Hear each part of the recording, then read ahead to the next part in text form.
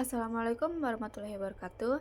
Hi guys, my name is Wida Indrani with NPM 2341205 and 5. I'm from class AKT 23A. Today I will presentation about financial statements, cash flow, and taxation.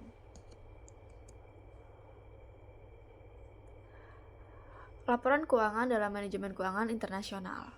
Laporan keuangan merupakan alat utama untuk menilai kinerja dan posisi keuangan perusahaan. Dalam konteks internasional, laporan keuangan digunakan oleh investor, kreditur, dan manajemen dari berbagai negara.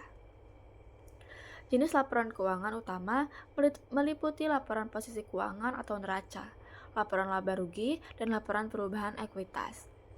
Tantangan utama dalam laporan keuangan internasional adalah perbedaan standar akuntansi seperti IFRS dan standar lokal, serta perbedaan mata uang pelaporan. Selain itu, perusahaan multinasional harus melakukan translasi laporan keuangan dari mata uang asing ke mata uang induk perusahaan. Fluktuasi nilai tukar dapat mempengaruhi nilai aset, liabilitas, dan laba, sehingga berpengaruh pada analisis kinerja keuangan perusahaan secara global. Arus kas dalam lingkungan internasional. Arus kas menunjukkan aliran masuk dan keluar kas perusahaan selama periode tertentu.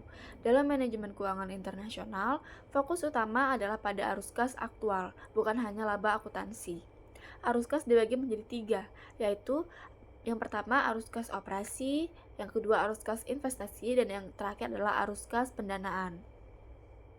Pada perusahaan multinasional, arus kas seringkali berasal dari berbagai negara dengan mata uang yang berbeda, sehingga menimbulkan risiko nilai tukar.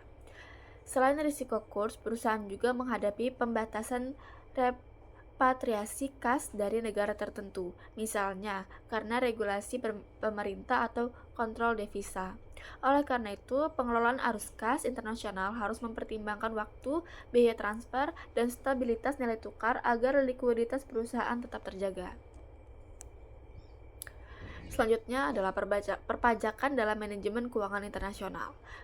Perpajakan internasional menjadi faktor paling penting dalam pengambilan keputusan keuangan perusahaan multinasional.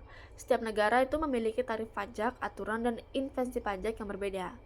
Salah satu isu utama adalah pajak berganda atau double taxation, yaitu kondisi di mana penghasilan perusahaan dikenakan pajak di lebih dari satu negara.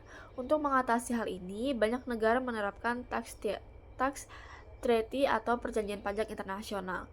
Selain itu, perusahaan multinasional sering menerapkan transfer pricing, yaitu penentuan harga transaksi antar perusahaan dalam satu grup lintas negara. Praktik ini harus dilakukan sesuai regulasi agar tidak melanggar ketentuan perpajakan dan menghindari sanksi hukum yang ada. Dalam konteks internasional financial management, financial statements digunakan sebagai dasar strategic decision making seperti foreign investment decisions, mergers and acquisition, and global financing strategy. Manajemen perlu melakukan comparability analysis antar negara karena perbedaan accounting policies and reporting practice. Tanpa penyesuaian, hasil analisis bisa misleading dan menyebabkan kesalahan dalam pengambilan keputusan investasi internasional. Selain itu, laporan keuangan internasional juga berperan dalam performance evaluation anak perusahaan. Manajemen harus membedakan antara real operational performance dan dampak exchange rate movement terhadap laporan keuangan.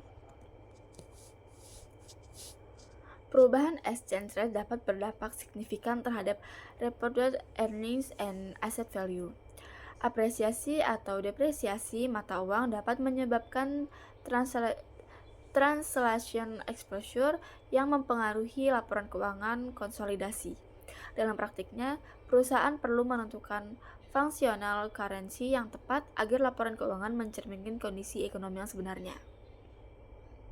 Kesalahan dalam penentuan mata uang fungsional dapat meningkatkan financial volatility yang tidak mencerminkan kinerja real perusahaan. Dalam pengelolaan internasional kelas flow, perusahaan sering menghadapi timing mismatch antara penerimaan dan pengeluaran kas lintas negara yang dapat memicu masalah liquidity management meskipun perusahaan terlihat profitable.